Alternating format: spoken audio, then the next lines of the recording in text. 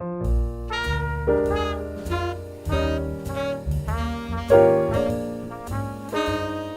and gentlemen, once again, all our fellow constituents of our community, our scholars, our master teachers, and of course, as I call myself, a student, I am truly honored to have in Cannon's class a brother that I've looked up to on so many levels, from hip hop to the conscious community to just true activism in the streets. Probably one of the first scholars that I was ever introduced to, with the title professor in front of his name. I'm honored to have a legend in the building. Professor Griff, welcome to Cannon's class. It's a pleasure to be here, man. We appreciate that. Peace, God. Now, peace to the God. I'm a reflection of you. Man, so I don't even know where to begin. I mean, we going to jump into so many things, but we usually have a framing question because this is a class, right, and text. And not only do we have new text, a warrior's tapestry that you put together, which for all the young brothers and sisters that always want to get involved into and it's beyond the world of consciousness, because I'm falling back of using that term, but a lot of people are trying to get more and more enlightened. They get introduced, and then they want to know what to read or what to pick up or what to eat. This book right here is the greatest tool to get us introduced into this world, to where you can start digging a little deeper into some of your other books. The psychological covert war on hip hop, volumes 1 and 2, and so many other books. So we're gonna start in this space, but all of these books are available. We'll just start it off top. How if somebody wants to get your newest book or any of your books, how do they do that? Well, it's really simple. I'm approachable, and I'm there for people to reach me. Everybody and their grandmother has my phone number. 678-557-2919. Damn, that's real. That's super solid right there. That's my cell phone number. 678-557-2919. Or they just go to my website, professorgriff.me. And it's strange how I got the professorgriff.me. I went to go get professorgriff.com, which some dude had it and wanted to argue with me on the phone. I'm like, bro, come on, man. It's like, that's crazy. He's like, I know who you are. I'm like, well, can we make come a up deal off on my that? joint? Right. I'm serious. Come up off that domain name. Anyway. And you can catch you on your live, Instagram, all of that. So he's very accessible. And again, like I said, it's an honor. And man, there's so many, because we got a chance to chop it up and build before this. Right. So there's so many things that I want to touch on and dive into, because not only do you drop those gems, but you speak in sound bites. So I know. But I just want to tap into the history real quick, man. Like even going back to Public Enemy, and even in the name Professor Griff, and you being one of the founders. How did this all come about in the golden age of hip hop? You guys had a lock on being that militant voice. Where did all of that come from? Wow. I think the beauty of the Creator bringing us together in Roosevelt, Long Island, and Freeport on one side, Uniondale, Merrick and Baldwin, then Hempstead. I think that area right there, Chuck's mom, knowledge of self, activist. My mom, strong in the community. Miss Boxley, who is Hank and Keith Shockley's mom from the Bomb Squad. And then musicians around us and other people. I think it was a beautiful thing that they offered Chuck D the deal from Def Jam, because he was there with Flavor at Adelphi University on the air, or at a college radio going station, crazy, playing different things. I'm at the youth center, martial arts classes. One of those instrumental individuals that was at the youth center having study groups, people getting knowledge of self and that kind of thing.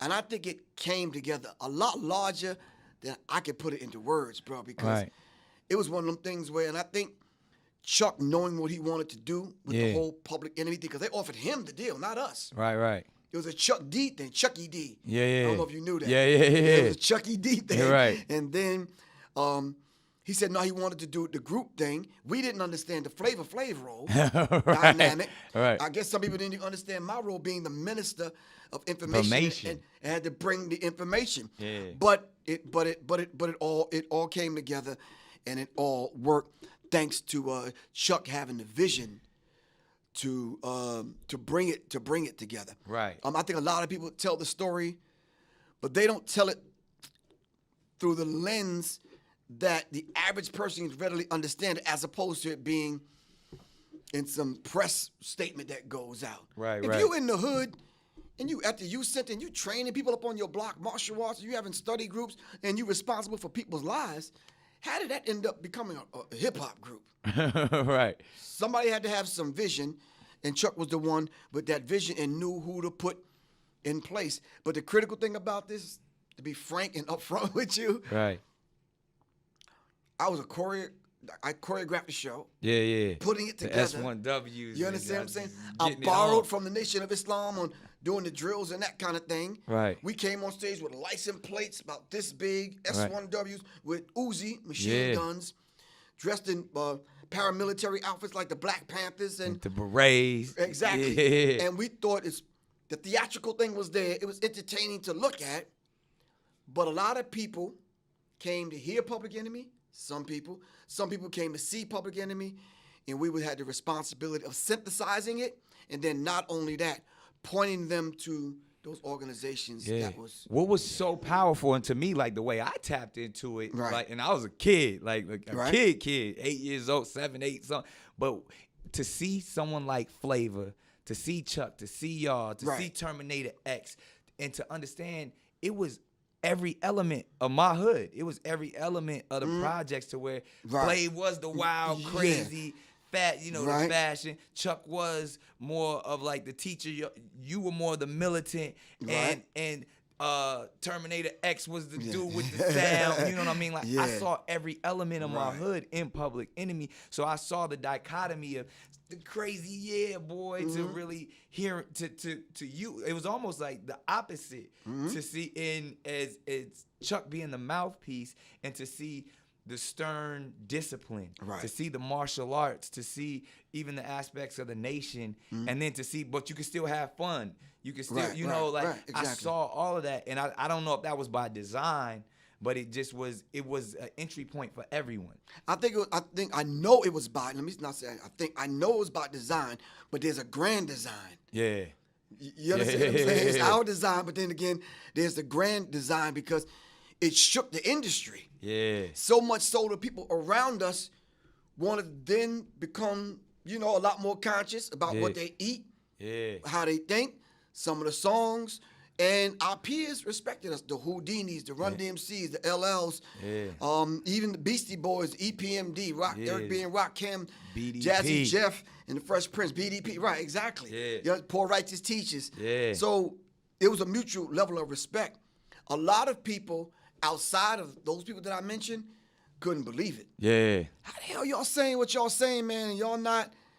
People say that about me to this day, like, yo, how you doing this and still doing that? But so I feel you on that. I'll be Like, honest with you, I did. I questioned. I'm like, wait a minute, he up in that space. Yeah. How you moving? Like, That's how why you I up- asked you earlier about your health. Are you good? Yeah, and even now, people like, because the documentary we were just a part of, and all, people like, man, you got to watch who's preparing your food for you. You got to watch how you move, and it's not even on something we not operating in fear, but Right. the fact that we speaking so much truth that we just got to be more aware. Exactly. And I felt like y'all brothers was aware, and that's what I really want to get into, because you talk about the grand design, and we talked about the neutralization of our messages and in our people.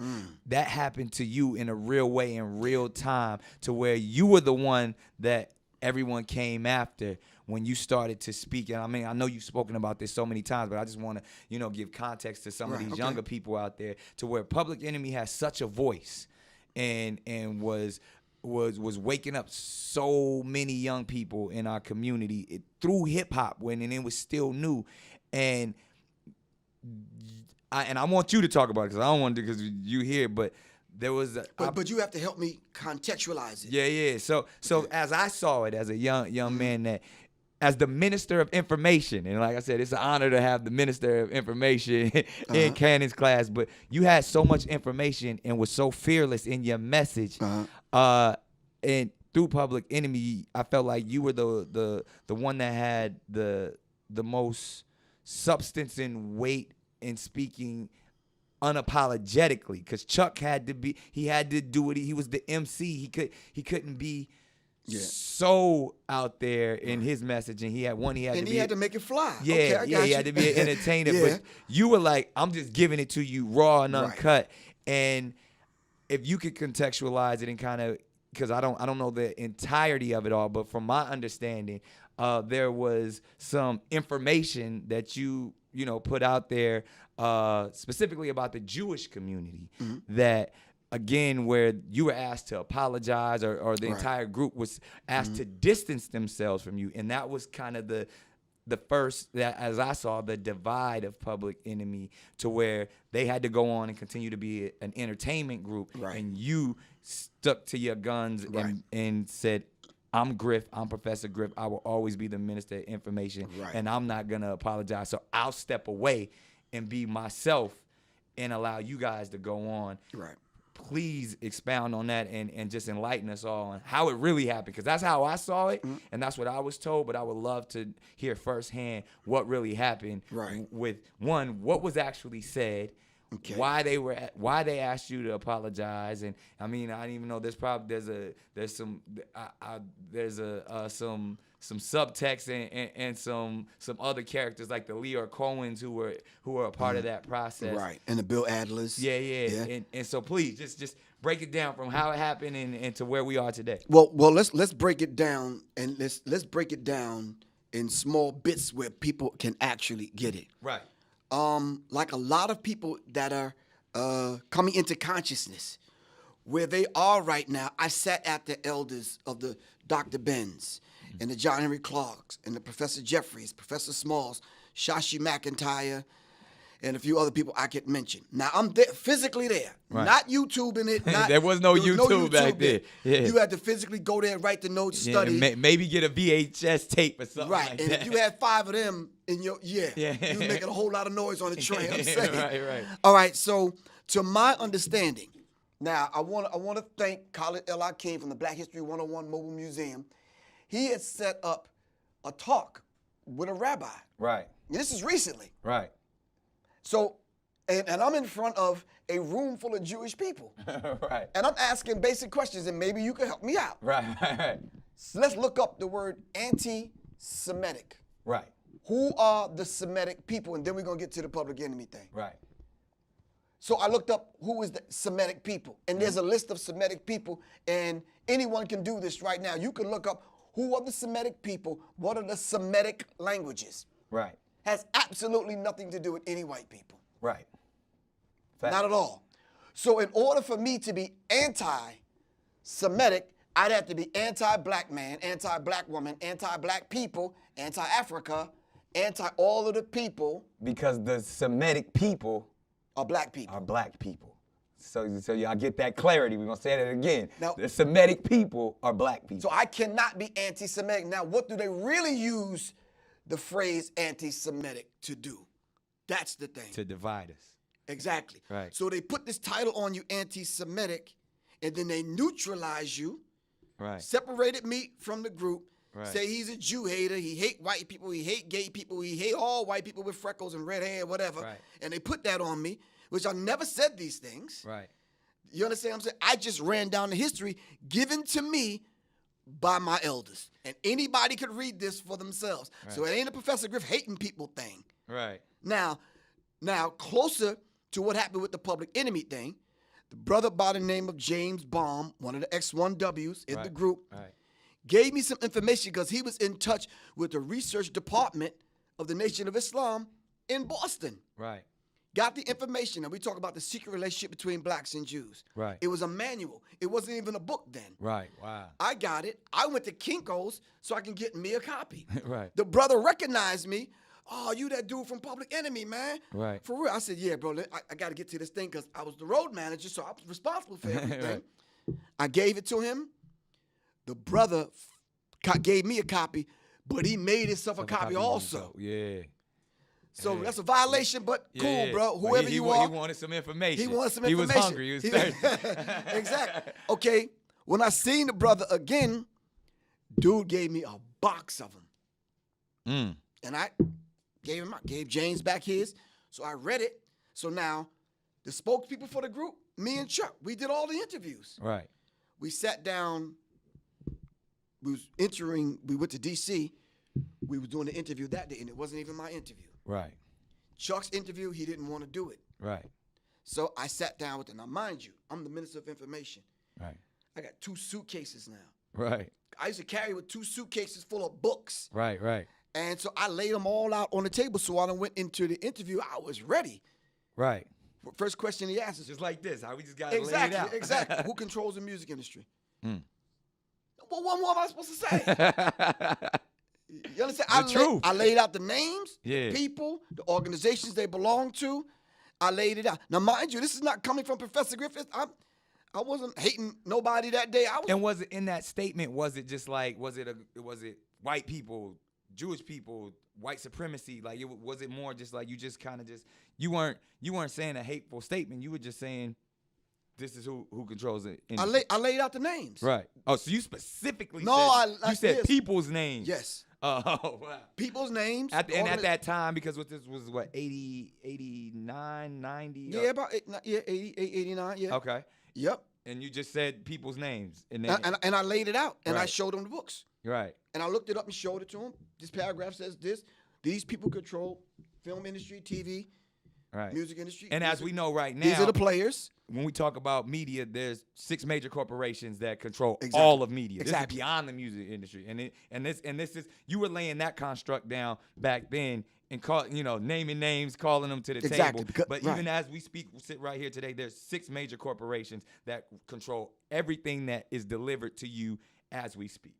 Exactly. So the 6 people can sit in this room and decide everything Yeah. that we experience as far as entertainment. We watching the movies, reading the magazines. 6 people. Right. I laid that out. It wasn't a Jewish conversation. Right. It was about the music industry. The first 20 minutes of the conversation, we was laughing, joking, dapping each other up, Right. talking. Right. His girlfriend walked in. We were talking about David Mills now. Who Right. dropped dead on a movie set. Right. His girlfriend walks in, and his girlfriend's white and Jewish. Well, I'm from Roseville, Long Island. We don't have no experience with white people like that. So I'm like, Except for Howard Stern. exactly right. Exactly. So when she came and sat down, the complexion of the conversation changed.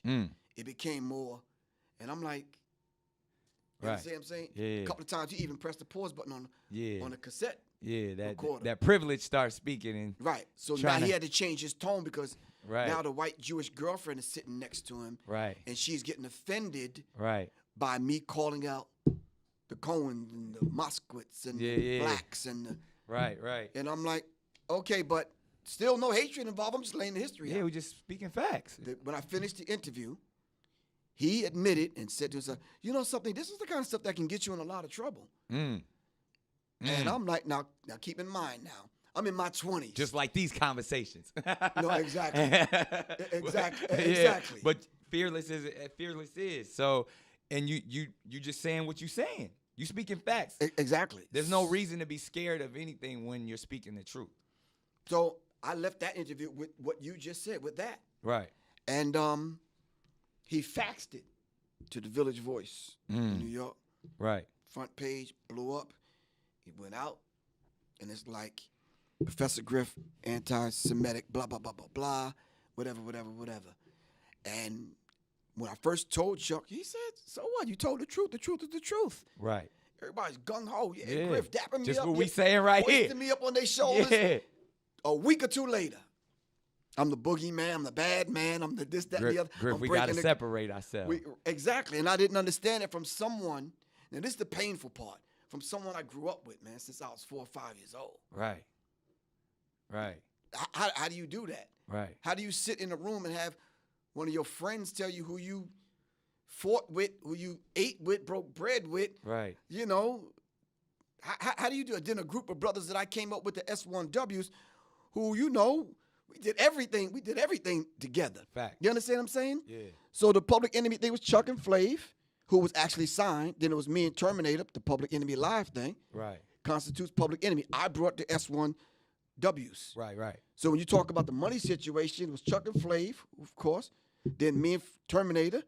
And then, check this out. Right. Out of my little money, I cut it up and paid them. Wow. So it wasn't about the bread at all. It wasn't about the bread at all because Chuck said, 2 years in, we out. We said, cool, let's shake the industry up and get out. Yeah, y'all wasn't looking for. And that's the thing what people got to understand, too, especially back then. Hip-hop wasn't about money. Exactly. You know what I mean? And the only place where you actually could make money because the hands that They we had it speaking on of, lock. they had it on lock. It Exactly. was slavery. Let's just keep it what it was. But live is where you could make money. And that's right. That's from the blues days all the way to today. Exactly. Where you seeing all these cats with all these diamonds and all that, that's because they getting 50,000 a night. Exactly. That's because, and back then it was 1,000 a night, maybe. Thank you. And we were on a van driving ourselves. Right, and it's 20 of y'all. Right. Splitting up $1,000 a night. Exactly. So that's the real of it. And the whole idea of separating myself from these cats prematurely that we came up. Now let's keep the timeline in mind. Yeah. Into 86, 87, the album's out. Right. All right, so 89 would have been it. That's Right. it. We done. Done. Because y'all was only set out to do Public Enemy for 2 years. That's it. Right. So I was on time and I was on point. You was right there where it I was called supposed the to players out. I shook the be. His industry up. divinity. The But universe. But now I'm the bad man. Yeah. Now I'm hated now because I told the truth. Right. How do you walk around with that in your chest, Nick? How do you do that? Yeah. How do you walk around with now, but because I'm the bad guy in the group, I messed it up for everyone, so to speak. I'm like, whoa. Right. This is not what we discussed in my mom's basement, in Miss Boxley's basement in the Right. garage Right. at 510 South Franklin. This is not what we discussed. We was going to get in, shake it up, and we out. And so now I'm here where we didn't want to shake it up that bad. I'm like, come Right. on, bruh. Right.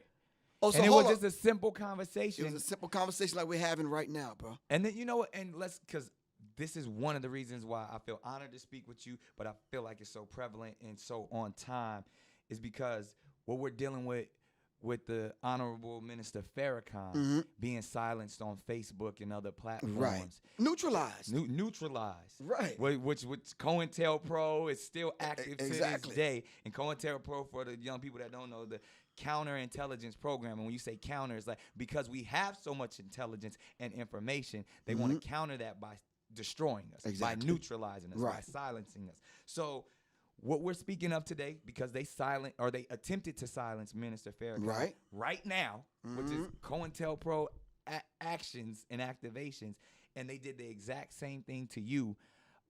Why? And this is just a question that I have, and even coming from the aspect of if the true children of Israel, if we're speaking of the Jewish community, if we're speaking of the Abrahamic faiths that Islam comes from, that Judaism comes from, that Christianity comes from, all comes from Abraham. And we are all speaking of brotherhood and unity. Why is this division? Why is it such a problem? Why is there so much fear, specifically in the black community, in the Jewish community? And I'm kind of, this is a leading question, which I want to get to, but why is it such a problem to speak the truth? I think it's a problem it became a problem for us because of the propaganda machine. But it's more of a problem for them. Right. Because they've taken our birthright. Right. They don't want us to be them. Not deeper than that. They don't want us to be us. They don't want you wrapping your head. They don't want. Wow. Nah, they don't want. Now because you recognize. Right. And now they identified you. Oh man, Nick knows. Right. Who he is, and then now the flip side of that, you know who they are. Right. So let's dive into it. Who are they? When we speak of, because this is where it truly is, and when we talk about those the six corporations, when we go as deep as the Rothschild, centralized banking, those the 13 families, the bloodlines that control everything, even outside of America. When we talk about the people who, if we were truly the children of Israel, and we're defining who the Jewish people are, because I feel like if we actually can understand that construct, then we can see that there is no hate involved. When we talk about the lies, the deceit, how the fake dollar controls all of this, then maybe we can get to the reason why they wanted to silence you, why they wanted to silence Minister Farrakhan, and they want to throw that we are having hate speech when it's never hate speech, when it's not. You can't be anti-Semitic when we are the Semitic people, when we are the same people that who they want to be. That's our birthright. That's our birthright. So if that's truly our birthright, there's no hate involved. It's not. How did this message get so misconstrued? When we came back to claim it. Right. When we woke up and we came back to claim. If you steal my bicycle when we were 6 years old, and you riding around the hood with my bike, and now I'm 12, and I understand. I want my bike back. I want my bike back, man. Now you gonna kick up dust. Right. You understand what I'm saying? And I'm brolic enough to get my bike back. I know some techniques now. I want my bike back. Right. I'm coming to get my bike. You gonna kick up dust. You might even have enough prowess and cockiness and wherewithal, because you've been riding my bike around. You made connections now. Right. And convince other people that that's your bike. Now you got a couple of bikes. You got a whole gang. You got a bike gang, and I'm over here walking. Walking, right or wrong. So now when I go get my bike back, yeah, you done painted the bike. You done put some new wheels on it. It really don't even look like my bike. It don't look like my bike no more. Right. You understand what I'm saying? Right. So now I'm waking up, and I'm like, bro, I need my bike back. Right. For real. Right. How do you know that's your bike? Simply because there's documents here. There's paperwork here. There's receipts here. You understand what I'm saying? They're showing and proving that that's my bike, and I'm here to claim it, man. Right. You have to give it back. So when you start hearing songs like Michael Jackson, "Hike Me, Kite Me," and blah blah blah blah blah. Right. Nah, you can't say that. You can't say that. When you hear hate speech. Puffy talking about getting paid or getting like the Hebrew. Right. You understand? They want to mute the Hebrew. They want to mute that. Right. You understand what I'm saying? Even though we are the true Hebrews. Exactly. So we can't even tell the truth now. Right. Not on record, not on television shows, not on YouTube. Right.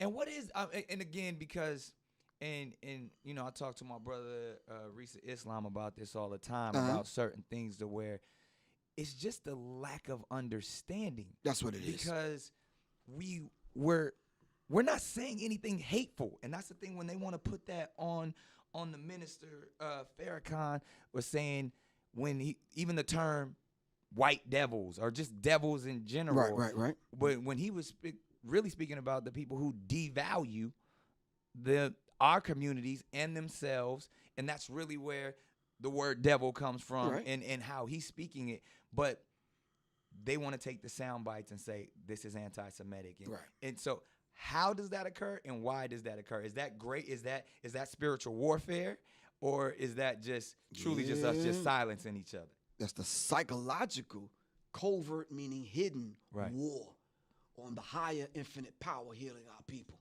Say that again. Hip hop is higher infinite power healing our people. The higher infinite power healing our people. It's well, hip-hop. if it's higher, then it's going to vibrate on that at frequency. The highest chakra. Yeah. And we going to connect. Sometimes, you know, you see your homeboy, you up in the club, the music loud, y'all can't talk. You like, you know. Yeah. Or when it's about to go down, the energy, you know. Exactly. All right. Right. So if it's infinite and it's the power that's in us because of who we are as a people, Elijah Muhammad says we're direct descendants from God himself.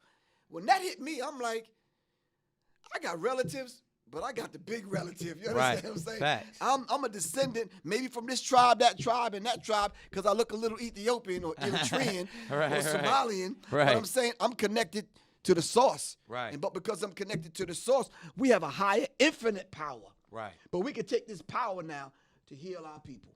Wow. You understand what I'm saying? And then delivering it that way, like the COINTELPRO, like those black organizations where they saw the Messiah coming up in the ranks, they says, no, we have to stop that. J. Edgar Hoover said the most dangerous thing in America is the Negro, and when he bringing us together. So I want to touch on something too, where we have this problem within our community, and then obviously even beyond the term God and defining ourselves as gods. Why is that such a problem, and why is that so taboo in our community? Because I know you do this as well. You speak about it in your books, Right. and even going back to the 5 percenters, the gods and the earths back then. Why is that such a problem? Even all the way to brothers like Kanye, where even if his messaging can get misconstrued at times, but he was even professing, "I'm a god," and our egos get to that point like, you ain't no God, I ain't no God. But ultimately, how do you define yourself as a God? And then why is that a problem? I think the whole idea of having to define myself as a God is something that, I don't necessarily want to wear on a T-shirt or a bumper sticker. I'd rather just be what the Creator created me to be. Now, let me ask just a couple of things so we can kind of contextualize this thing. You have an assignment, right? Yep. A life assignment. Absolutely. The Creator deposited in you everything that you need to be you, right? Right. You ever get to that point where you're not feeling kind of like you? Right. So now you got to be introduced back to who? You. All right? And you got to be reminded of your assignment on this planet. Right. You understand what I'm saying? Mm-hmm. So if the Creator, God, deposited aspects of the Creator inside of you. Right. The scripture says you're all gods, but you're a child of the Most High God. Sooner or later, you're going to grow up. Right. And be gods. Yeah. With a small G. Yeah. We ain't claiming the big G, just the small G. Yeah, we're not saying we're the creator. Exactly. Right. Everything divine in nature is within inside of you. Right. This is why when we talk about the law of correspondence, as above, so below, as within, so without, we can look at what we adorn the universe with, and it's right here. It's all in us. It's all in us. That's why we can duplicate the cosmos is inside us. Exactly. And only thing we're saying is we're gods having a human experience called Griff and Nick. Right. That's it. Right. Now, what your assignment is? Right. Some people refer to that as different things. That's your life path. Right. That's what you've been assigned to do. But the thing is, have you accepted your assignment? Right. When you find people dealing with this whole psychology of self-hate, rejecting themselves and their divinity and who they are, see, when we hook up, there's certain things that you and I don't even really have to discuss because the divinity in me salutes the divinity in you, and we good. Exactly. You understand what I'm saying? Facts. And see, that's divine. Right. But you see, we can go back and study Greeks, Romans, European history, and they've called even some of the days of the weekend the months. Right. They call those people gods. Right. You understand? But we don't have no problem with that. Right. But the people that gave birth to civilization, you understand what I'm saying? Right. Yet we can't consider ourselves gods. I think there's a misnomer there, man, and it's like it's almost like they don't want us to know the truth. Back to that again. They don't want us to know who we are. But even I want to go back to our community because forget they for a second. Okay. Why can't we accept that we are Because gods? we've been brought down to the point where we look at one another as just mere niggas. Right. Plain and serious. But Wesley Muhammad said it best. The nigga got to die. I'm just going to say it straight. The nigga got to die. Wesley Muhammad put it out. Yeah. Because if the nigga die, and then now we can have this rebirth of the God. Now let me play devil's advocate for a second. And please do. But we have to define what devil is. It's the adversary of God. Yeah, right. Yeah, and there's attributes to the devil, but go ahead. Yeah, so let me go to the opposing with the little side. with the little d. With the little d. All right, go ahead. So is that almost the same concept as eugenics, or even when we tap into W.E.B. Du Bois's aspect, because he was someone that was saying the black man has to rise above, or I don't know if it's the same term as like we got the nigga got to die, but is it that concept of saying, yo, I want a purer black man, or the black man has to understand that he is a god, and the nigga has to die. Well, Isn't that same concept? Kind of like the same thing, but let's clean it up just a little so the vast majority of our people can understand it. The Christians say what? You have to be born again. Right. So what happened the first time? Because God don't make mistakes. And all of them people running around in the Bible that never existed, never had Bibles. I don't think people Say that hear me, again. bro. I don't think they- Say that again. Because really what the Bible truly is just God's experience or man's interpretation of his experience with his God. And stories and allegories. And those allegories and stories and things were stolen from who we are as a people. as a people.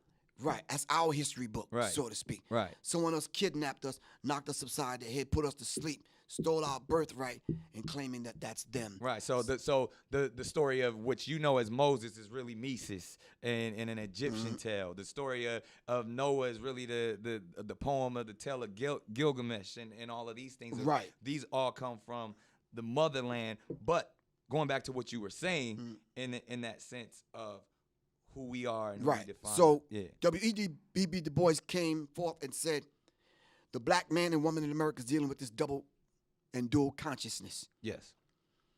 In a modern context, that's code switching. But right now, what is this dual consciousness that we're dealing with? Causing cognitive dissonance inside the spirit of the black man and woman. How do we have to wrestle with being Nick during the day and all the jobs and the opportunities that you have and the resources that you're connected to, but then you got to go be dad now. Right. You got to go deal with Mariah. You Right. deal with little ones, Yeah. Okay? Because they don't know nothing about that. Okay, that's my daddy, but cool, but now. Facts. So the dual consciousness. What happens now when you operate in the world that's diametrically opposed to who and what you are as far as your existence is concerned? How do you operate in a world like that and then be you? Right. How do I be Professor Griff and still operate in the music in music industry by telling the truth about the music industry? That's kind of difficult, man. I can't go home and take off and put on Professor Griff to go on stage. Nah, bro, what you see is what you get, man. Right. Facts. I'm not Professor Griff on stage and then I go take it off or put on a costume. But there's still a dichotomy or there's still a duality in who you have That to was be. the dual consciousness the double consciousness that W.E.B. Du Bois was talking about. And that even goes back to maybe what was going on within Public Enemy. Because Exactly. You was always speaking your truth, but there's still, we got to know how to play. This is a game, and you're in it. So at some point, you got to, there's a line that's going to be drawn on that playground. But you talking about the road manager for the group. I Right. dealt with these people firsthand. The Cohens and the Moskowitz and the Professionally. And they respected that. That's Yeah. why nobody crossed us like that. Right. We got respect from the industry from top to bottom. Right. From the average kid in the projects who we used to give the tickets to Right. the executive people, man. I'm talking about booking agencies and promoters and right. And you wasn't acting like a nigga. I was you just being myself professional. and standing up and being a real black man, and they respected that. Right. And with the respect, there was also some fear because they wanted you to still. There was a line that you weren't supposed to cross. Right. Correct. Man, not only that, but they wanted to put the fear thing back on the table to quote unquote let me know there's a line that you didn't cross. I never disrespected any Jewish people. Right. Ever. Right. You understand what I'm saying? Why? There's no need There's to. no need to. I just told the truth and dealt with them on a professional level. So ultimately, are we saying that there's a certain group of people that maybe they're scared of the truth?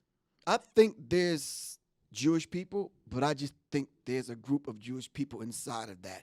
You could call them Zionists, you can call them whatever. So let's dig into that for a second, because that's where and even sometimes I find myself wanting to debate this idea, and it gets real wishy-washy and unclear for me when we give so much power to the theys. Right. When we talk, and then the theys then turn into the Illuminati, the Zionists, the Rothschilds, the Freemasons, Bilderberg right. group, the Freemasons. Right. And as a community, I feel, and I've done this myself, I want to blame others for the position that I'm currently in. Right, And that right, often right, becomes when you say the privileged white girlfriend comes into the room and or the apologists or these people come in and say, why aren't you guys over slavery already? Or why are you always complaining? And what you do for yourself? Or pull yourself up by your own bootstraps. And my people were also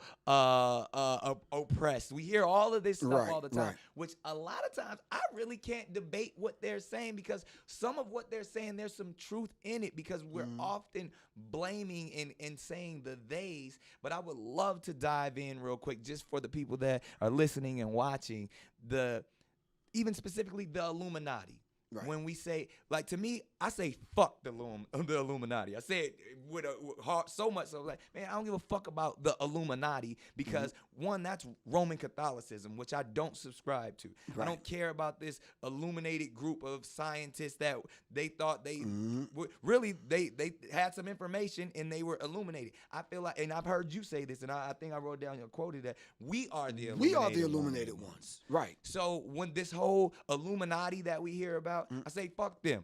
And I don't care about, because that's make believe when they want to say Jay-Z's an Illuminati, and this boogeyman concept, and all the people wanted to say I was in the Illuminati. I ain't no fucking Illuminati. I was like, black people don't even know how to spell Illuminati. Like, I done been to Jay-Z's house. Ain't no rituals going on over there. You know, like so when I say that, why, as our community, why when we get in the conscious community, why when we get on YouTube, we see all this shit of, oh, they done sold they soul to the devil, or, oh, they throwing up signs. Like, I don't, fuck that shit. Like, but I do subscribe to numerology. I do understand symbolism. I do understand that there's spiritual warfare going on. But I, as someone who came from the projects, somebody who still got cousins dying in shootings, who still be in these prison systems weekly, I'm not gonna put a they on the or say that someone else when I know I'm God.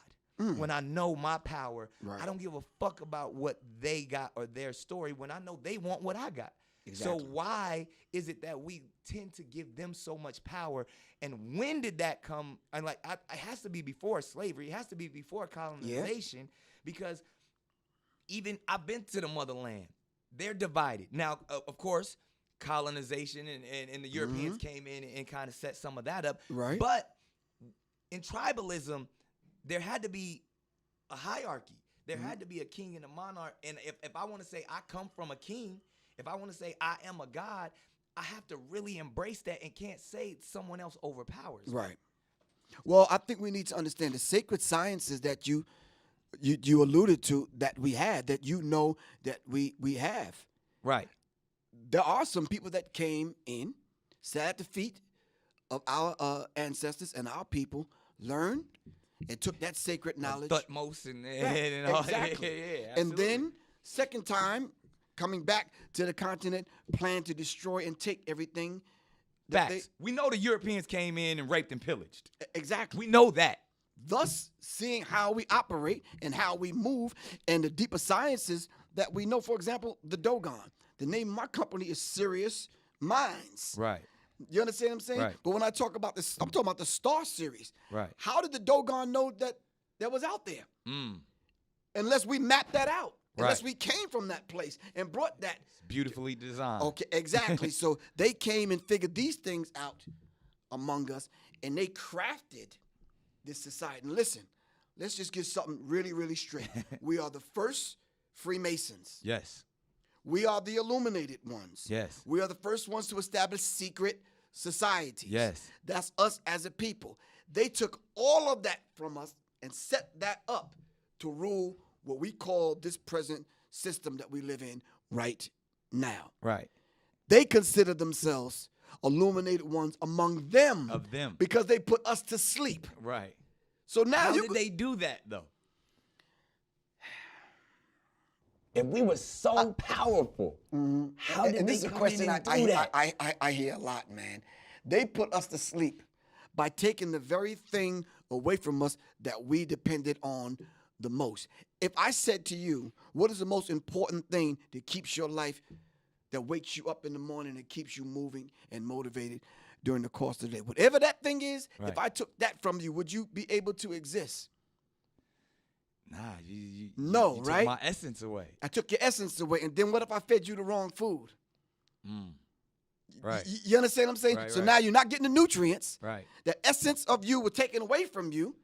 All right. And then I moved you from one location to the other and mixed you up with some people that you can't even really communicate with. Right. And I did this over a period of time in different places on the continent, because we haven't talked about brothers and sisters in Brazil yet. Right. In the Black African diaspora. That's where the most Africans went to. Exactly. To South America. But the job that they did on us here, they actually put us sound asleep. Right. When's the last time you ever got that sound sleep? That deep sleep. You not only need an alarm clock to wake you up, but somebody to come and shake you. Shake you for a minute. And then even when you get up, you're kind of groggy. Yeah, right. So you have to be brought back. And then when you woke, as they say now, the essence that they stole from you has to be put back in you.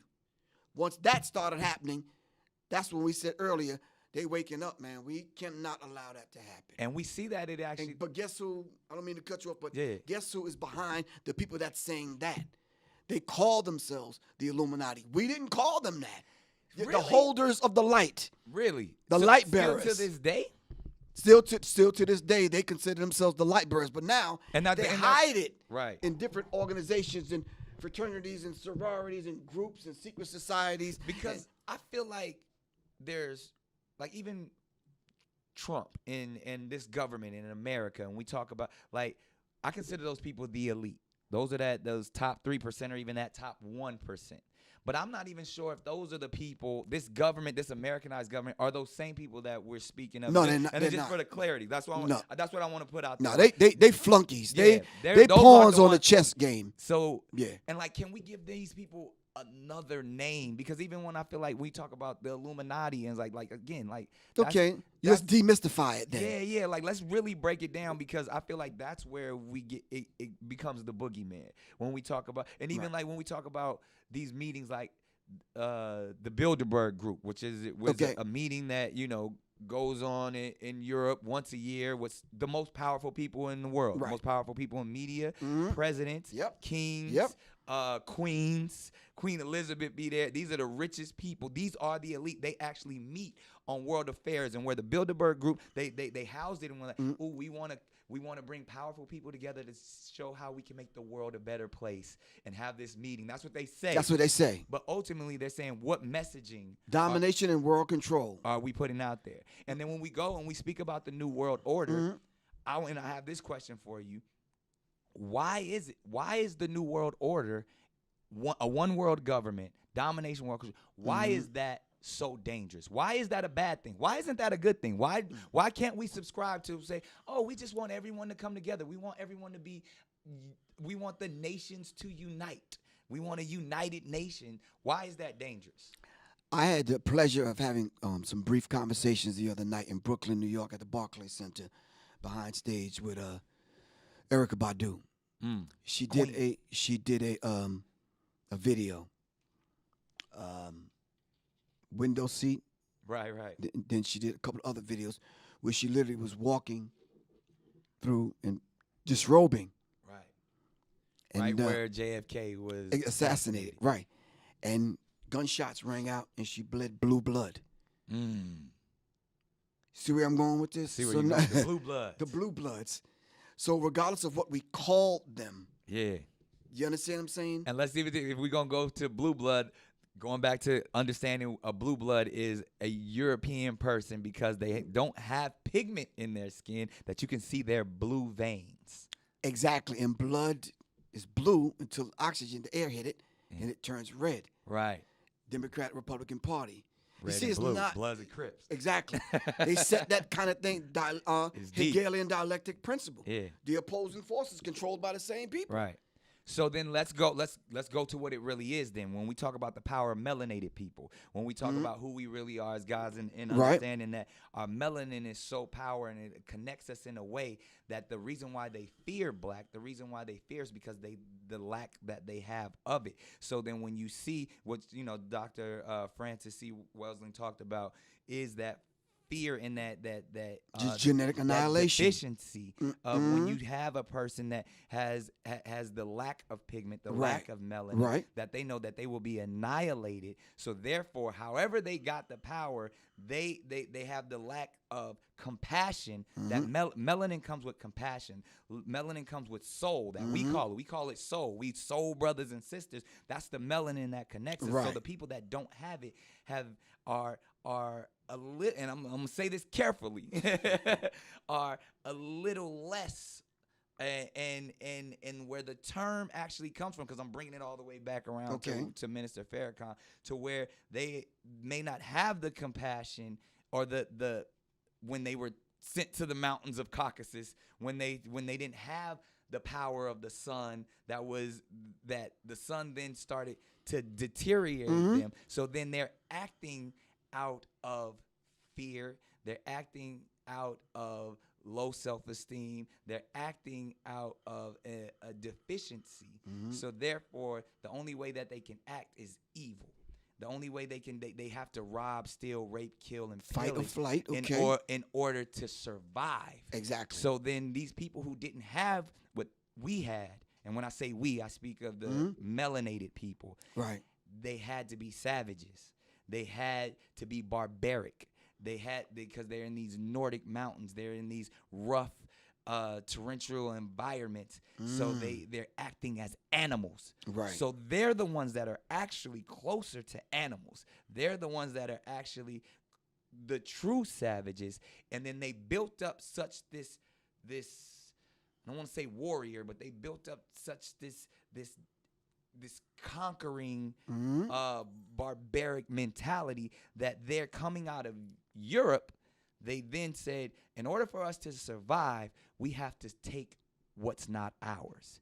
And then they went into the land that actually where we are originated. And instead of trying to make friends, they said, we want what you got. Because there's this mentality of whether it's the Caesars or even that we have to conquer. Right. So I say all that to say the context. And when we speak of whether it's Jewish people, white people, Europeans, the Illuminati, they were doing that as survival tactics to stay on this planet. Right, because we never had to do that. Right, because they've learned when they circumnavigated the globe and they ran into these islands and these places, and we were already there to greet them. Right. With open arms. Teaching them, but they were deficient. They were deficient, so they wanted to get what they thought we had, and we did have it. So the rape took place of the woman. The theft took place of the natural resources. And then that's when their disease, exactly. That's where their mentality, because I'm trying to get to that place of how they were able to get control over the gods. How were they able to get control over their original once they people? learned that, though, and now they raped and impregnated, left and came back, and they saw the child lighter, they said, wow, that's when they learned genetics. Genetic annihilation. So now you have to set up a system of white supremacy to control that. Right. So now we have 13 families here, Illuminati that's manipulating and controlling. Subgroups. Now we got to set up organizations. Coming out of Europe. You understand what I'm saying? And for that same system, now you're talking about survival, what you just laid out. Now it's fight or flight. Now we have to set up these systems in order to survive. Right. But listen, not just survive to get some damn some hamburger buns and some cheese. I'm talking about on a genetic level. On the genetic, because they will, and that's even from the white nationalists to the white supremacy mentalities to Donald Trump himself wanting to build walls. Right. They're trying to keep what they consider purity. On a subconscious trying to level. Stay alive. Because sometimes they don't know why they acting out. It's just been proven. Was National Geographic just put it out by 2050? Every person will be a person of color. In a minute. They saying that's as soon as 2050. So let me ask you something. So what is the subconsciousness saying? What's the fear?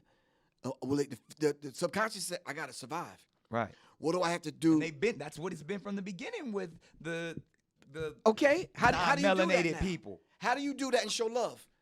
I got to take natural resources because I may not be here in a minute. Right. I got to bomb these people back to the Stone Age because I'm not going to be here in a minute because I got to be able to dominate. War was created. Exactly, and control and dominate people. I have to survive on this planet. Right. You understand what I'm saying?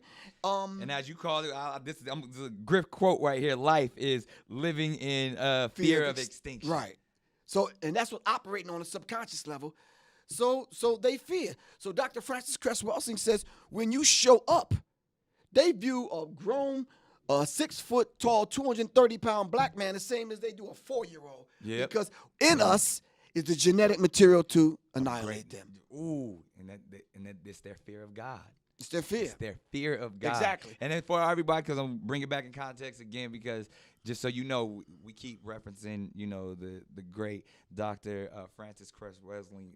Get that book, The ISIS Papers. If you haven't, it's essential. And in Griff's book first, get the Warrior's Tapestry. He says that book, as well as so many others, that everything that we're talking about, like it has been kept secrets, but it's not a secret. These books are out there for you to actually read upon, and they're all facts. Nothing.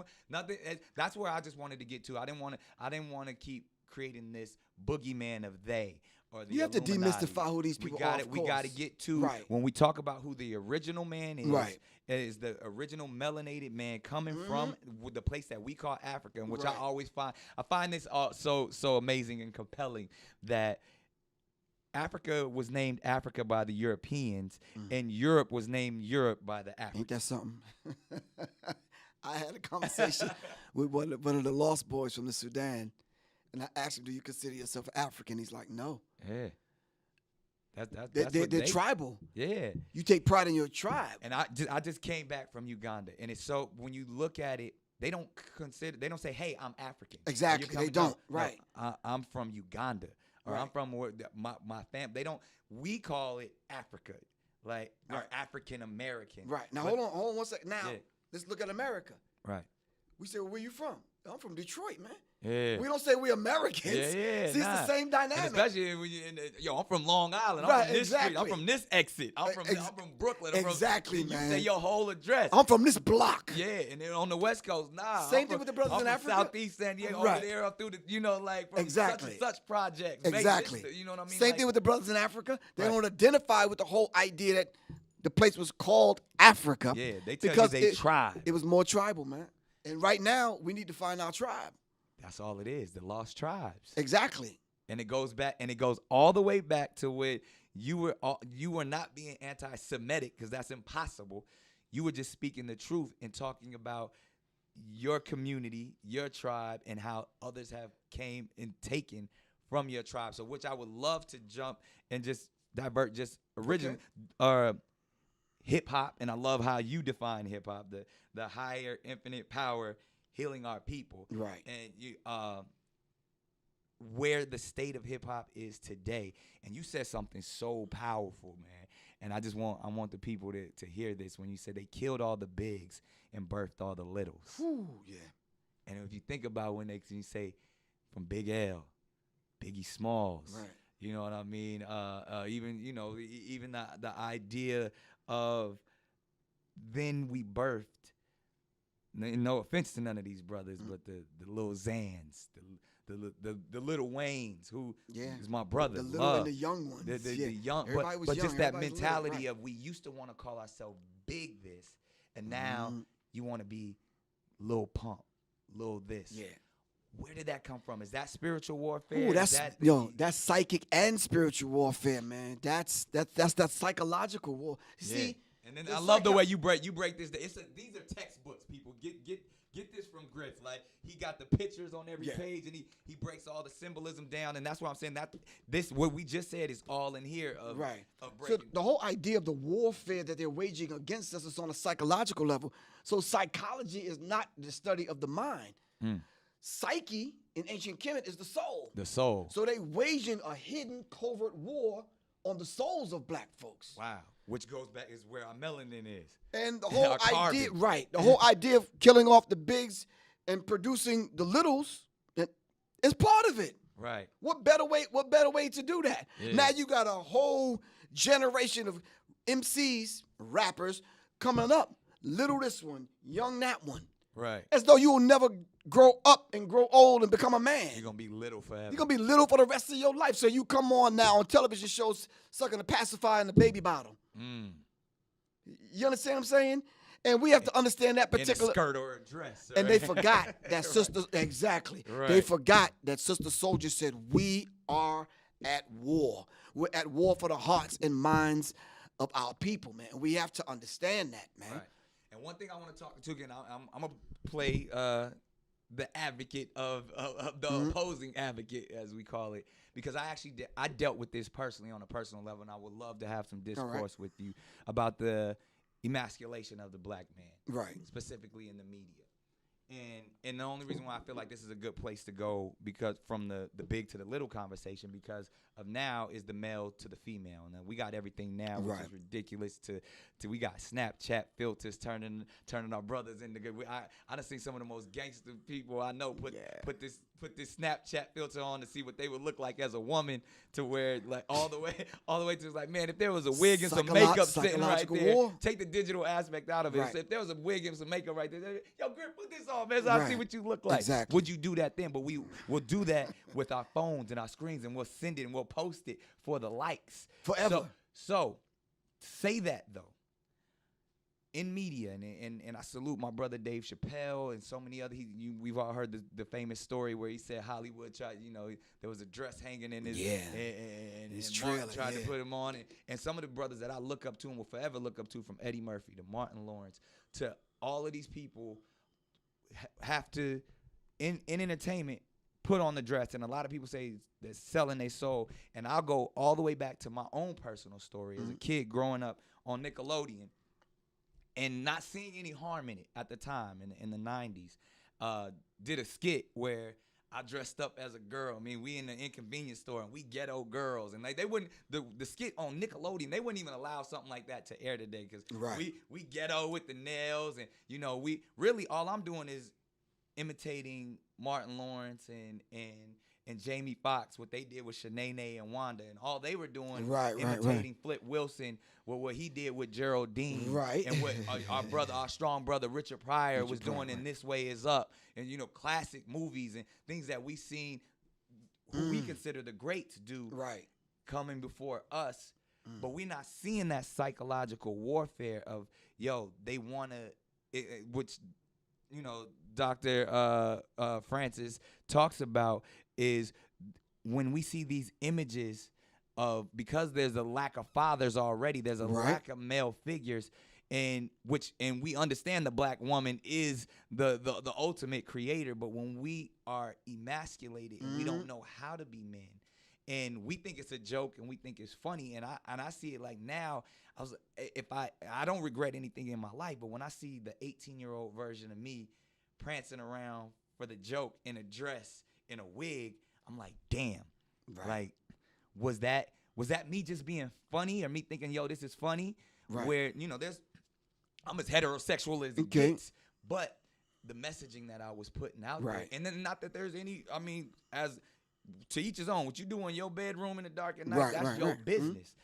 But to me, as I know, was I used as a pawn as a young boy to make people, I'm thinking I'm making people laugh, but was there a psychological warfare? All right, well, let me ask you something. Did the laughter die down? Did you grow up? I definitely grew up. Now, what would this Nick Cannon say to that one? Bro, look at me, though, bro. I want you to... Yeah, but that's what I'm saying, because... What would this Nick Cannon say to that one now? The information that I just said, I would give that, but I would still say, make your own choice. Right, you know the price that you're going to pay for that, though, now. Because you woke up. Right. And now you got to talk and speak to that young brother that put on the dress. Put on the dress. So when I laid it out, though, but I wouldn't judge that one. I wouldn't tell. Right. We don't have to judge. I would give him the information. This is life lessons. I would give him the ISIS papers. Right. I didn't know. I didn't read the ISIS papers when I was 18. I didn't understand that there was a greater mission to destroy us. Right. I thought I was just there to make them laugh. But even if for someone who was awakened like a Richard Pryor, still would say, there's nothing off limits when it comes to entertainment. You said, you got to get their attention first. And whether it's putting on a dress, whether it's calling yourself little this, whether it's making a song about shaking that ass, like to when we talk about brothers like Nipsey and his gang bang affiliation and Right, okay. and its terminology that may not be helpful on the surface, but when you see the brother's beautiful spirit, when Right, you know my right. ultimate mission, Right. when you know that ultimately these are brothers that trying to help the community, but we got to get their attention first. Right. I got a brother, a friend of mine, Black Dot. He wrote a book called Hip Hop Decoded. Okay. He said in the book that they take the lowest essence of our culture and give it maximum exposure. You understand? Say that again. Black Dot said they take the lowest essence of our culture and give it maximum exposure. So that's why we glorify our strip clubs. That's why Exactly. we glorify our gang And it's banging. over the top for many reasons. And you mentioned one, for the laugh. Right. Now it's for the bag. Right. Now it could be for some other reasons. Right. I want to buy my mama a house, and we give it all the excuses and the reasons. At the same time, the ultimate agenda is taking place. We're falling right into it. Right. The But ultimate it's plan. always been that, because that's the reason. Like, I wanted you to say that again, because I want to go all the way back to Step and Fetch It. Mhm. I want to go all the way back to But if you went back there, some of them brothers didn't have a choice, so to speak, right. because But of the do we degree of still- poverty. But do we still have the choice now? Does NBA YoungBoy, does Kodak Black, they Yeah. don't have a choice, but because they're living their truth. All they saying is, this is all I know.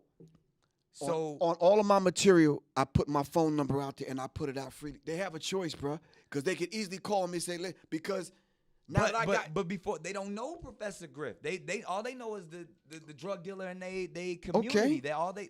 Because again, as much as we want to say we have access to all of this, the average 14, 15-year-old dude that grow up in Florida, Right, that grow up in right, Louisiana, all they know is the niggas around them. Exactly. They don't know how. Man, I don't know how to work them computers. You know how many times Right. I heard Yeah, that? I know, Man, bro. I don't know that shit. Hey, dog, this all I know. I know I got my 40 on my hip. I know I'm gonna slang these packs. Right. And I know I'm gonna fuck some bitches later on. Yeah, that's the mentality. That's exactly. until you crack one of these open, until you can get the Warriors tapestry. That's why I put the book together the way I put it together, to speak to that dude. Right. You understand what I'm saying? And But we gotta speak their language. That's why I feel like Nipsey Exactly. Hussle was so important for us, because everybody, it's the Yes. Nipsey bandwagon now. But when you can see, and that's why Tupac, and that's why even PE was so important, because we're like, oh, them is cats that grew up just like me. Right. They embracing the thug life. Mhm. They embracing being a 60s Crip. They Right. embracing being neighborhood nip.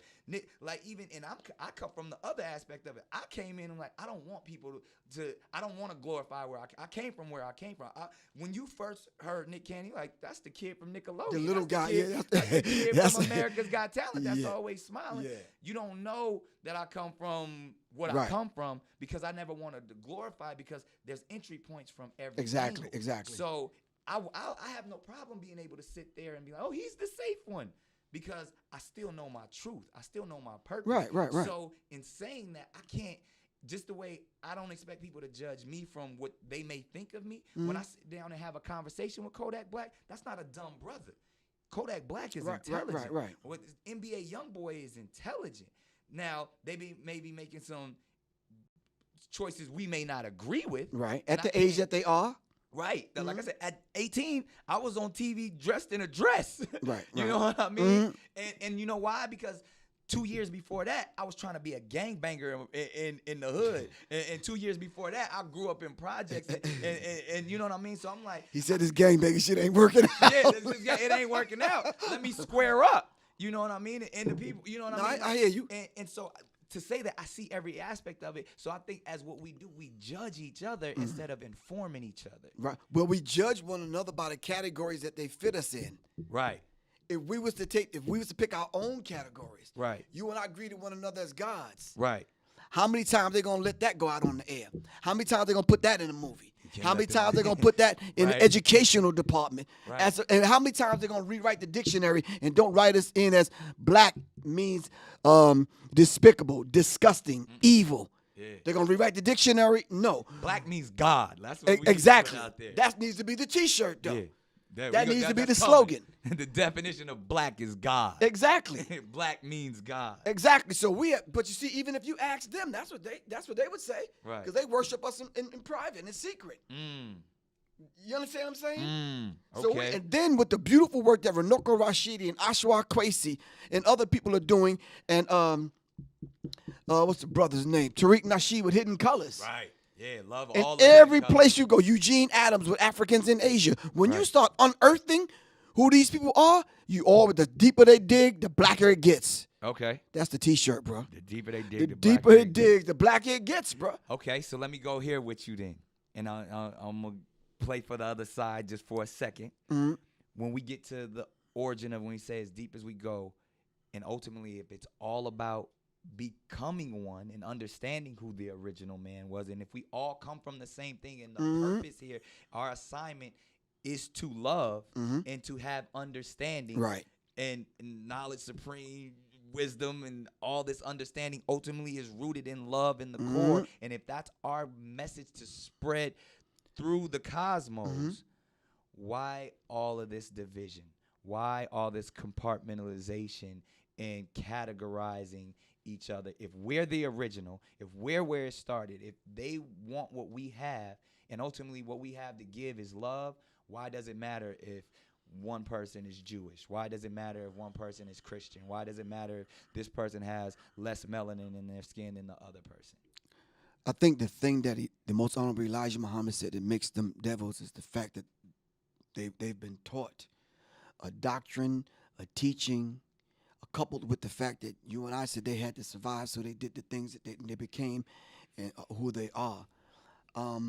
There was a reason why they shot the noses off Abu Ahal, the Sphinx. Right. Different people called it different things. They put it in the back of the museum. Exactly. There's a reason why they destroyed the woman when they saw the black man and woman side by side in Egypt.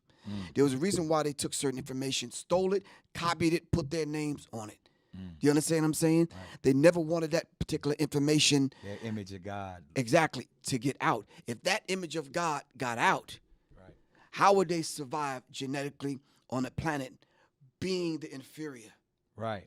You understand what I'm saying? Right. You cannot do what they've done on the planet in such a short period of time, being the inferior. But why does it all matter? If we're talking about the source, if we're getting to the source of it all, of the original man and the original purpose is to spread love, is to awaken and enlighten everyone. Why does it matter? There was love in my family. My dad was there, my mom was there, my brother was there, my sister was there. Instinctively, we all knew our roles. I wasn't trying to be my dad. Right. My dad's my dad. Right. You understand what I'm saying? Right. In the human family, who's not comfortable with being themselves? Right. We could take a look at it through that lens. Okay. Let's unpackage that now. Yeah. You understand what I'm saying? Yeah. If I'm comfortable with being myself, then I don't have to say, you're evil, you're wicked. I don't have to write that in my books. I don't have to destroy your history. I don't have to try to borrow and get something Right. or steal yours because I'm comfortable with mine. Exactly. I don't have to say because I'm lighter and whiter, I'm better. I don't have to do all these things. But because I don't feel comfortable in my position, the idea of supremacy, the idea of having to survive, I got to come up with the plan. Okay. You follow what I'm saying? Right. See, now, if I'm not comfortable within the grand design, if I don't know my position in the grand design, then exactly. Right. And the grand design included them. It did. It included everyone in love. Right. You just got to play your part, man. Right. You understand what I'm saying? So I wasn't trying to be my sister. Right. I didn't want to put on the dress and the purse. So ultimately, the pocketbook. Yeah, I didn't. right. I wasn't trying to be mom. Right. So the answer to the question is, we're not the ones that are creating the borders and the categories and the classifications. No, we've been taught to think that, but ultimately it's their system. Even though there were different tribes, we didn't carve up the land. Right. Can't Tribalism was just more about we are who we are. It's existence. That was culture. It was culture. In the root word, I was born right here. You were born right there. Let's exchange what I got over here. Exactly. And therefore, and then if there ever is any conflict, because conflict occurs, we will figure that's survival of the fittest comes into play. Right. And then ultimately, I exist where I exist. You exist where you exist. Right. And respect that. Yeah. And that's all I'm asking you to do is respect my boundaries. I don't want to come. I don't want to come and take over your land. Exactly. We can engage, but I'm from where I'm from, and you're from where you're from. Right. But there's some things that we have in common that we didn't even have to talk about. Because we didn't outright rape Right. and rob and Right. steal and do these things. If There's a principles. couple of your There's cows morality. came over and destroyed my vegetables, then somebody has to pay for that. So you got to come work this land. Right. Some call that slavery. No, Mhm. it wasn't that. You had to repair my crops that you destroyed. Right. You understand what I'm saying? Absolutely. Someone looked at that and says, well, look, I could take thousands and millions of them Right. across the water, brainwash them, and I could build an entire nation for myself. Right. You understand what I'm saying? You see, that's a child Right. not knowing its place in the human family, Right. and they're running rampant. Now that the parents done went to sleep and been put to sleep, the children are running the house, and The that's littles. what we're seeing. The littles The littles are running the are house right now. Exactly, on all levels. On all levels. On the cultural level. The root word to culture is cult. Cult is not a bad word. Ooh. Come on now. You understand what I'm saying? Yeah. So, and then when you look at occult, Mm. just means hidden. Right. Right. If you didn't put on the turban and whatever, they Right. don't know what culture you from. Right. Facts. If you didn't call yourself Nick Cannon, but you went by one of your original names from one of your original tribe, Right. it's like it's all love. But see, they can't respect that, They though. can't respect You know that. why? Because you represent a man that's woke up. Right. Absolutely. You understand what I'm saying? As well as you. So, and that's where I want to dive in here real quick, because there are so many misconceptions Right. about who Professor Griff is. There's a lot of You don't have me crack the book open. and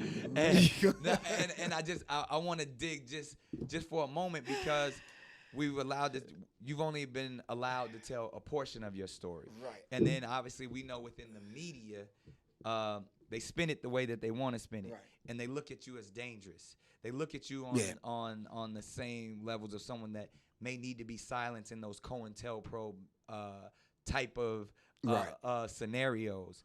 But even like to the idea, like, people don't know that, one, you're a veteran.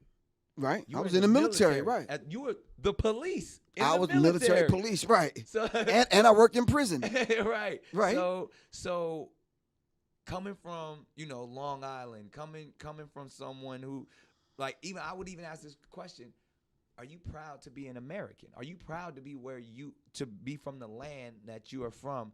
And who is Professor Griff in America today? No, I'm not proud to be an American. I don't want no part No of this. pride. I don't have that pride. I'm not prideful about being from this particular country. Right. I'm glad that I came back to connect with my brothers and sisters here in America that was here long before Chris and the boys got here. And that's long not- before America Say Vespucci. that. Long before all of them people got here.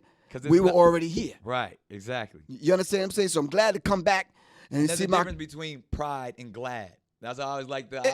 Exactly. You can be glad to be, but you don't have to have pride in it, because Exactly. pride, there's a lot of ego within right. it. We're forced to defend this land, a land that we can't even grow crops in to feed ourselves. Mm. All right, on. thanks to Monsanto and the rest of them, but that's another story That's for another Cannon's class. Yeah, exactly. But I'm saying to you, no, I have tribal pride. My father's Blackfoot Native American. Okay. All right, I got greater than the tribe, though. The greater tribe, black people, I have pride. And I'm proud to say I'm connected to all of the carbon, copper, melanated people across the globe. Come on now. And we have something in common. Yeah. And that You understand what goes I'm back to what we were talking about, to the people who don't have that, who have a Exactly. deficiency in that, who want more of the melanin. Exactly. And the way they see about getting the melanin is going through, please don't get offended, sisters, going through the black woman.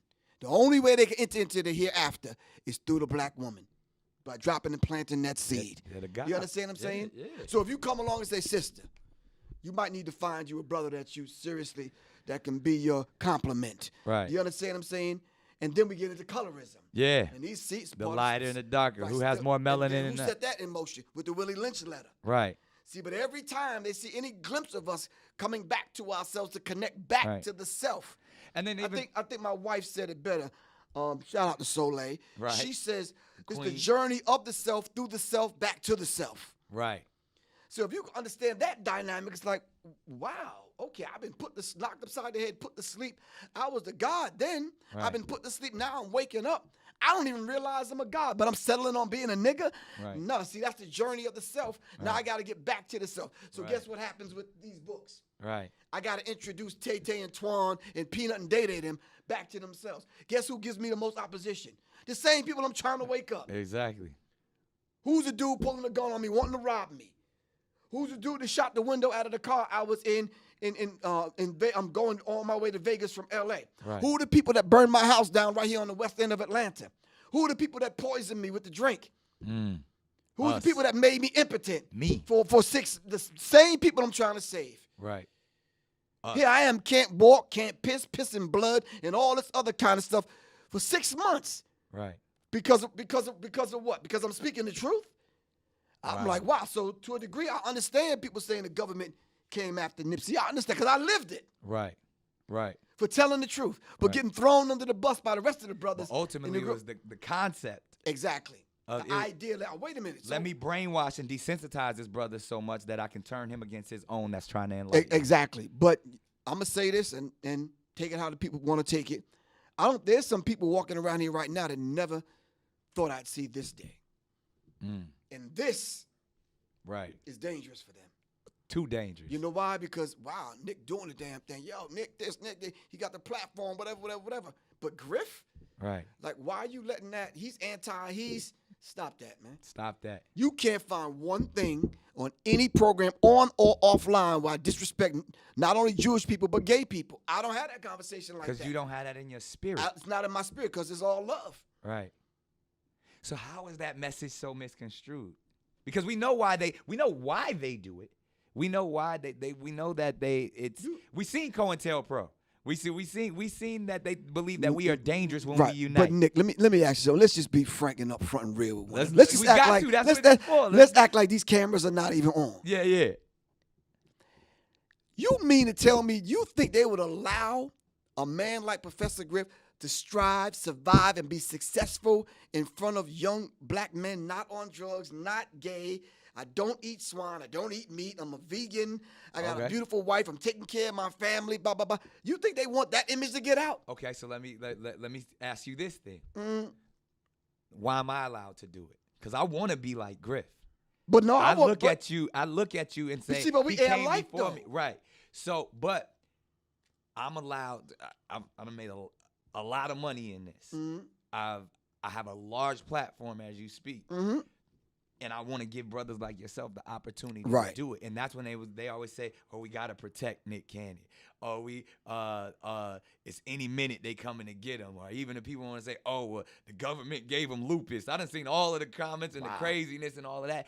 But I'm allowing myself, or I've been allowed to shine. I've been allowed to spread the light and say I wear my turban on NBC. Right, that's I bold. say NBC stands for nigga be careful, and I walk away from tens of millions of dollars and then go create something even bigger and still get to and allowed to stand my ground and have character and have purpose. All I can say is you're a dangerous man. That's what Dick Gregory said. You're a dangerous man. They coming to get you. But it's only because I stand on the shoulders of brothers like you. Oh, I give learn thanks. from you. But how many people will actually say that, though, Nick? Come on, bro. But it's the truth. No, let me tell you something. And the people watching this will know this is rare. People don't invite me to shit. When have you seen me on a documentary film? Never.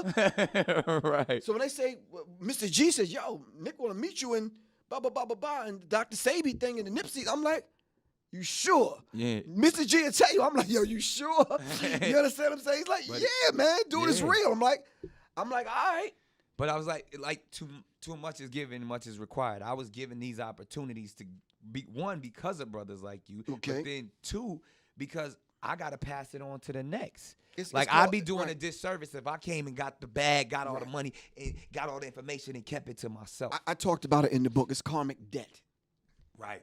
We owe Karmic one another. debt. The karmic debt. And what you're doing is an example of what I'm about, paying it forward. Right.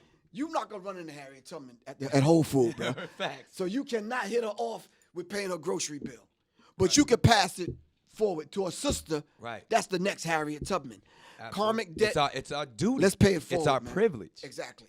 And that's the only way Exactly. we will survive. And that's what I mean. And I feel like I've had the opportunity to sit with brothers like Dick Gregory.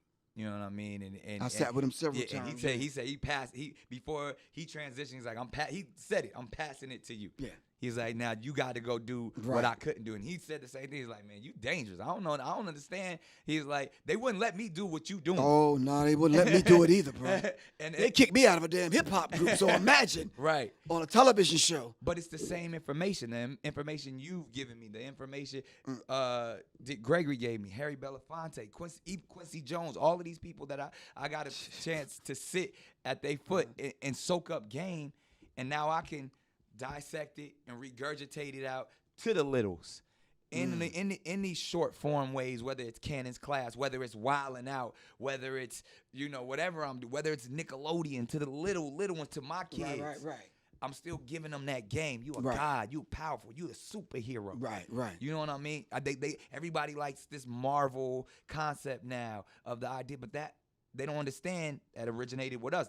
They getting a little bit of it. They giving them the Wakandas. They giving it a little, but ultimately, if all I'm talking about is the essence of who we actually are and expressing that light, as dangerous as it may be, it's the truth. Right. And even this morning, man, I'm getting dressed. I'm like, I gotta bring this brother a gift, man. He got some. I'm thinking of a necklace. I'm like, man, and I your just said, wisdom is the gift. But then I put my comic book in the car, and it's based on a Public Enemy song called "Who Stole the Soul." Ooh. And I'm like, that's it. Appreciate that. Who stole the soul? Why are we so out of sync? You understand what I'm saying? Why is it that we're following the Gregorian calendar, throwing our whole time signature off? That ain't even ours. And it goes back to the Dr. Sebi of it all. Like, exactly. It ain't even, as you call it, I love it. It's like, it's not about a diet. It's about a live it. It's a live it, yeah, man. And Dr. Sebi always said that when they brought us over here to America, they didn't bring our food with us. Right. We tried to hide seeds, man. Yeah. That's what it's about now. Because it's different. Exactly. The thing that's going to keep us agriculture alive will kill them. Right. You understand what I'm saying? Facts. The foods that vibrate on the high level, the minerals and that kind of thing. And goes back to what I'm saying. We soak up the sun. We get power from the sun. We process it. They die on the sun. Exactly. The sun kills them. Exactly. It empowers us. Right. With a high form of alchemy, we turn that into, we can get melanated and mellow at night. But when we serious, we get in that sun, we get turned up and lit. You understand what I'm saying? Because we got the melanin to do that, man. Right. Yeah, and a pineal gland that allows us to astroplane and do all the things that we do. Yeah. Exactly. But they don't get that. Exactly. So brothers were saying, yeah, I'm having trouble with this. Blah, blah, blah. I said, bro, sit still for a minute. Take the jewelry off because you're interrupting the frequency. Yep. Pick your hair out. Let it right. Stop and dyeing meditate. and frying it. And You're just right. sit quiet for a second. It'll come to you. It'll come to you. It'll come to you. That peace is there. Exactly, man. It's there. Man. So, I mean, we done tapped into a whole lot, and I know the internet gonna go crazy. It's gonna definitely be some stuff that goes viral. Yeah. Even once they see us sitting down. The mere fact that we're sitting together having a conversation, man. You understand what I'm saying? Dressed in the black robes. Right. Who are the other people with the black robes that's faking it, though? They wrote the thing and they said it, not me. Right. They have a secret covenant, not me. Right. They plan to poison the water, poison the toothpaste, set up chemical plants and all this kind of stuff, bringing us down to our knees, putting drugs in it. It's all there. I laid it out. It's all there. So even if the Creator called me home tomorrow, I said, listen, I did my part, and I'll be happy. Right. I'm going smiling. You understand what I'm saying? Right. And like Marcus Garvey said, I'm coming back. Right. Not only in the whirlwind, I'm coming back in the water. I'm coming back in your consciousness. I'm serious, Energy man. never dies. It never dies. It's constant. It just changes forms. It's swift and interchangeable. Right. And that's what you said. When we on the same frequency, the power that we could do. Exactly. It's out of here. Hey, well, I appreciate this session. It's definitely an honor. One of my favorite Cannon classes that we've had. Really appreciate so you, much knowledge. But no, you dropped the jewels, though, man. It's like I'm sitting there like, okay, And it's out there. And it's the truth. Right. That's the thing. So we do it in an unapologetic way. Give thanks. Make sure y'all catch a Warriors Tapestry just for the introduction. And then when you want to go deeper, definitely get that psychological Cold War war on hip-hop. And it's so much. Like, you tap into so much. But if somebody, again, you already done gave out your phone number like a true solid G. But if someone wants to get more information on Professor Griff, how do they do it? I think they just go to my website, www.professorgriff.me. Or like I said, just call me directly. Yeah. Man. I'm one of them. I'm approachable. So 678-557-2919. And I just want to say, man, when we speak the truth, we claim it, we own it. It's ours. It's part of our makeup and who we are. What we ask you to do is just take what we say and put it under the microscope, and don't be so quick to judge. Yeah. You understand what I'm saying? Ask the questions. Ask the questions. That's all we here for. Like, 'cause exactly. The truth is right there. And it's all love, man. Yeah. Always all love. The highest, no hate. the highest nothing. elevation of complete understanding between one or more people. It's all love. That's the vibrational pitch. We sending this out. We want to raise the vibrational pitch of our thinking into the mind of the Creator. It's gonna help so many people, man. Oh, Love. thanks. Love God. Respect. Candy's class. We out.